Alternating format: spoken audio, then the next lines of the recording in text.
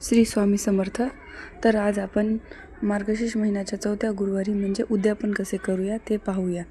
घरातील पूजेची जागा स्वच्छ करून तिथे पाट वगैरे किंवा चौरंग ठेवा. त्यावर कोळे कापड अंथरून त्यावर गव्हाची किंवा तांदळाची रास घालावी. त्यावर तांब्याचा कलश ठेवावा. त्यात दुर्वा, पैसा, सुपारी घालावी. कलशावर विड्याची 5 पाने आणि आंब्याचा डहाळा ठेवून वर नारळ ठेवावे. पाटावर किंवा चौरंगावर श्री लक्ष्मी देवीचा फोटो ठेवावा. लक्ष्मीची मूर्ती असेल तर फोटो न ठेवता मूर्ती ठेवावी. त्यासमोर विडा, खोबरे, खारीक, बदाम व इतर फळे, खडीसाखर किंवा गूळ ठेवावा. शेजारी गणपती म्हणून सुपारी मांडावी.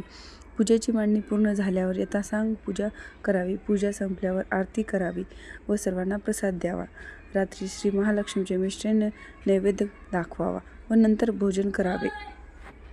सायंकाळच्या वेळी काही सुवासिनीला बोलवावे. त्या सुवासिनीला बोलून त्यांच्या ओटी भरावी. त्यामध्ये 5, 7 किंवा 11 अशा प्रकारे आपण उद्यापनाची पुस्तके वाटावी व सोबत एक फळ देऊन उद्यापन पूर्ण करावे.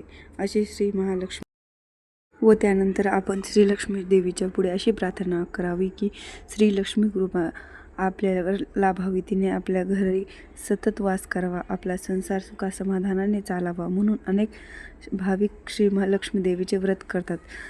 त्यांना उत्तम फळ मिळते.